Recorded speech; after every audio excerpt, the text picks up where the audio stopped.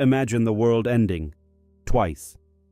For Tsutomu Yamaguchi, the apocalypse wasn't a theory. It was a Tuesday morning in Hiroshima, and the sky was about to catch fire.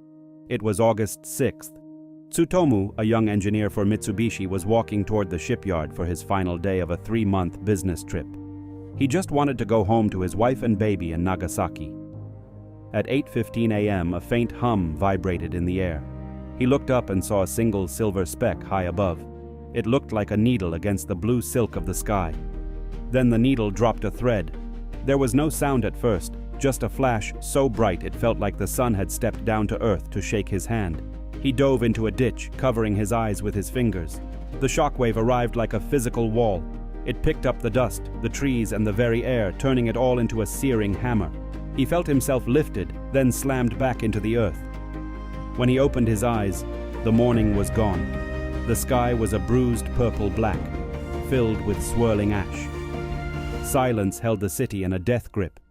His skin felt like it was melting. His left eardrum was shattered, leaving only a high-pitched ring where the world used to be. He looked at his arms. The skin was peeling back like wet paper. He staggered toward the shipyard, passing ghosts. People with no hair, people with shadows burned onto their backs. Nobody was screaming. They were just walking. Somehow he found his co-workers. They were huddled in a makeshift shelter, their faces unrecognizable. They decided they had to get to the train station. They had to get home. Getting to the station was a descent into hell. Bridges were gone. The river was choked with the fallen. He had to swim across a tide of bodies just to reach the other side. Miraculously, a train was still running. It was a ghost ship of metal packed with the wounded. Tsutomu boarded, clutching his burns, as the train pulled away from the ruins of Hiroshima. The journey took all night. As the sun rose on August 8th, he arrived in Nagasaki. The air was cool, the city was standing. He thought he was safe. His wife, Hisako, didn't recognize the man who walked through the front door. He was covered in bandages, smelling of charred flesh and antiseptic. She thought he was a spirit come to say goodbye. He told her about the giant flash that destroyed a city in seconds. She listened, but she couldn't understand. How could one bomb do that? Even his boss at Mitsubishi didn't believe him. By the morning of August 9th, despite his agony, Tsutomu reported to the Nagasaki office. He sat before his supervisor trying to explain the unexplainable. The supervisor laughed, saying that no single bomb could level a city. He called Tsutomu distraught. He asked, "How could one man be so dramatic?" Just as the supervisor spoke those words, the window behind him turned white. The nightmare had followed Tsutomu home. At 11:02 a.m., the Fat Man bomb detonated over Nagasaki. Tsutomu felt the heat before he heard the sound. He hit the floor, knowing exactly what was coming this time. The blast ripped the skin from his fresh bandages. The building groaned as it was partially stripped of its roof. He lay in the wreckage, thinking the world was truly ending. His first thought was his family. He crawled out of the ruins of the Mitsubishi building and began to run toward his home, ignoring the screaming pain in his legs. The city he knew was gone. Again. The same black rain began to fall.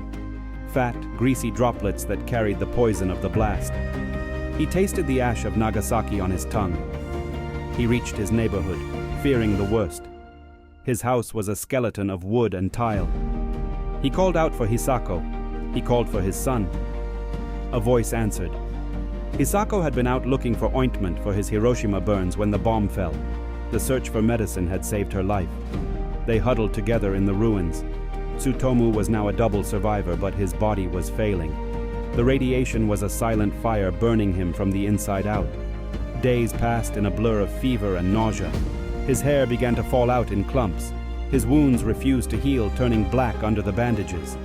Death felt inevitable. On August 15th, the Emperor's voice came over the radio.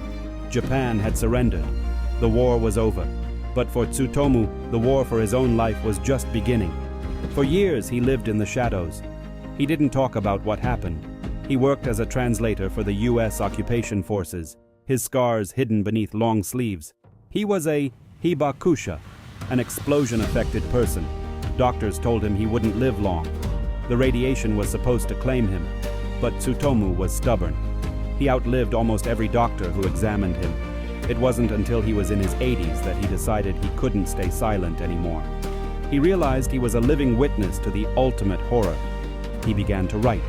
He traveled to the United Nations. He told the world leaders about the double light, the two suns that tried to swallow him whole.